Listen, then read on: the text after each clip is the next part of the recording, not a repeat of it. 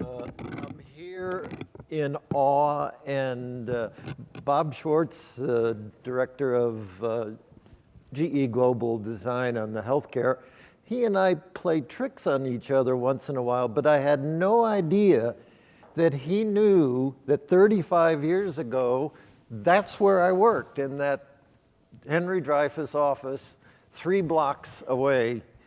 So what better thing to do than to make a little talk about 35 years ago, 3 blocks away, and the eras of design that have occurred since then. It's obviously a very quick-moving world, and the designer's role in these 3 blocks is expanding from just designing products to a way of thinking within the organization. And with that, of course, the designer has evolved and had to change to keep up with the new roles. The designer's role has evolved from a simplified, intuitive one to a higher level of design consciousness. Certainly more integrated and interactive, and certainly the first 2 talks this morning very vividly bring this picture to clarity. No, this is not an eye chart. But it's symbolic of maybe the growth of the design process and the parallel evolution of the designer and how they integrate and try to create a higher level of value to the corporations, and trying to move to a more human-centered and social consciousness. It's so interesting. The triangles, if you can read them, really show the different stages of ego moving to the loss of ego, to no ego, and then gaining it back, and then today trying to balance the ego with the demands of design. Starting, I guess you might say the good old days. I hate to say that, but we might call this the linear era. And I don't mean to put it down, because many designers still function very efficiently in the linear area, but as I remember it, it was our modus operandi was to give the pitch, try and understand, sketch like mad, render, mock up, hang around, get some engineering, and run like hell. And this era of, sometimes called styling, really was represented by the individual-based design, simplified products, and intuitive, highly motivated designers. And they also had very high visibility and ego. From this time, the pressures of time put a squeeze on the linear area, and this complexity that resulted from technological advancements and consumer awareness has squashed the time frame, turning it from linear into a spiraling time frame that was shorter, and overlapping of the stages, and no longer lineal. The ego had to share a little, and it's no longer lineal. The value of design and the speed of knowledge is taking its toll. From this, we might call the next movement the global coordination of simplified networking. And here, the other disciplines come to bear: the engineering, the brand, the marketing, and the sales. User interface is now pushing its way in, design research, and the social science, of course, pushing into a network that makes design research, social science, human understanding more and more important. And the ego, well, let's say maybe it's a collective ego, and trying to move into solving more global problems.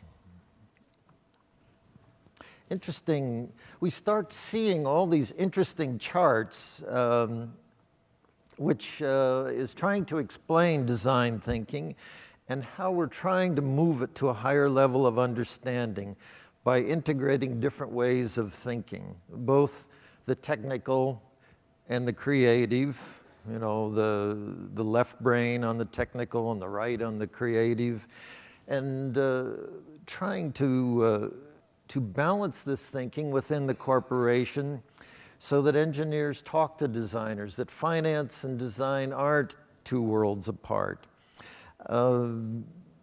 Certainly, some of these words, I don't know if you can read them or not, but defining the problem balanced with visualizing before the definition, or selecting instead of sorting, the tangible form against the emotional form. We have a long way to go to pull this balance together of right brain and left brain, but the reality is this is a movement that continues on this network.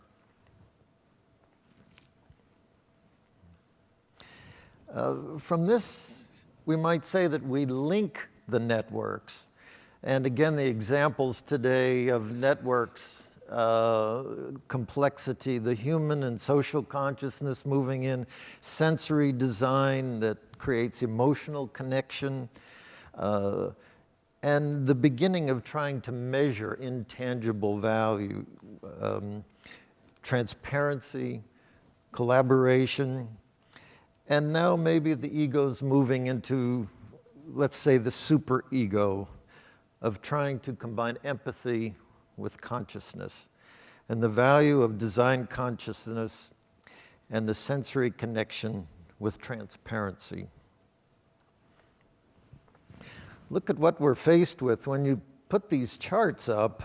The blurring of traditional design accompanies more ambiguity between design as a product, the physical and the tangible, and design as a process that emerges as a continuing growth. It's a way of thinking, a set of cognitive skills and methods, tools and techniques. To help us, it's interesting that we're finally getting measurements and metrics started on this abstract benefit that was being provided by design. Here's one that is a result from UK of 63 companies who have valued design, how they performed on the FTSE 100 index. The benefit is 200%. It's startling facts that are starting to emerge on the value of design, and of course to our question of the day of why design. I know this one's hard to read, I'm sorry for that, but this diagram published by the New Zealand Better by Design group, a government-sponsored group, demonstrates the profound influence that design strategy and process can have on key aspects of a business. Product, service development, to marketing, manufacturing, distribution, and logistics.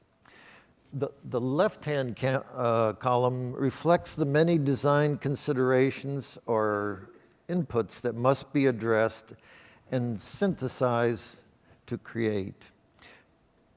As you could maybe read, a superior product or service, a compelling market proposition, production and operational efficiency.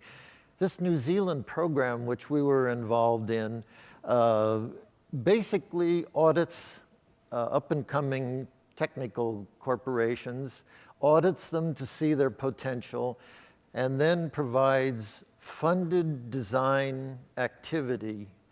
It's not big quantities of money, but it's enough to get design involved with the management. The results of this have been absolutely incredible and documented by the New Zealand government. As we continue measuring, it's something very frustrating that it's so hard to get financial people to agree to the value of the intangible. And certainly this iceberg shows the imbalance of tangible qualities to intangible values. Most all disciplines are measured, and we are now trying to find value from looking at the intangibles as well as the tangible value. The dwindling resources that we're all so aware of obviously increases the importance of the human capital. And this needs to be measured, which can't be measured by the existing current transaction-based measurement systems. We're trying to develop soft metrics now to show the value of creativity and intangibles. This is fantastic that, again, UK has started a program called the Gross National Happiness, GNH, which is developed in an attempt to define an indicator that measures the quality or the life of social programs in a more holistic and psychological way. AIA has developed a program, they're still working on it, with the Salk Institute on the measurement of the synapses of the brain, trying to measure emotions as you walk through a building. Okay, they're baby steps, but soon we will have more measurement and more ways to put tangible pieces to the intangible.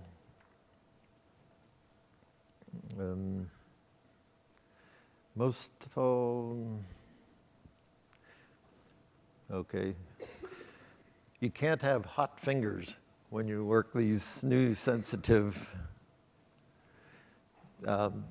This is a chart by Ford Motor Company. It's quite astounding to see Ford Motor Company pushing and showing the value of design in long term. These are the second thing, of course, intangible and tangible, but moving to short term and long term.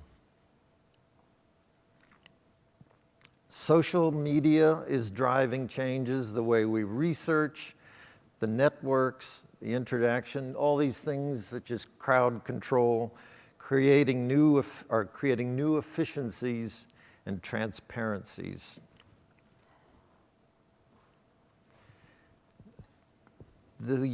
Thought we'd pick three little examples of this complex network to try and give a touch. I had to put a picture of the boat in, of course, since that's was introduced. But first, BMW this year produced a show car called the Vision.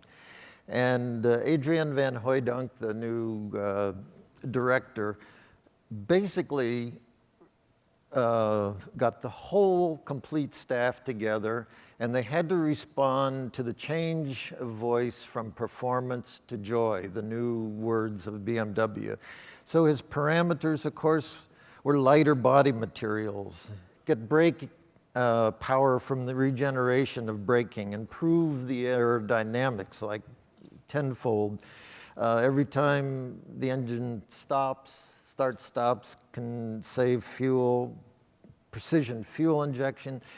One of the interesting things about this car, frontal area is a big deal with aerodynamics. And this car, you can't reduce the total front area unless you actually let the air flow through the car. So the air itself flows through the headlights, through the grille, around the fenders, and circulates, reducing the frontal area, which increases and lowers the aerodynamic forms.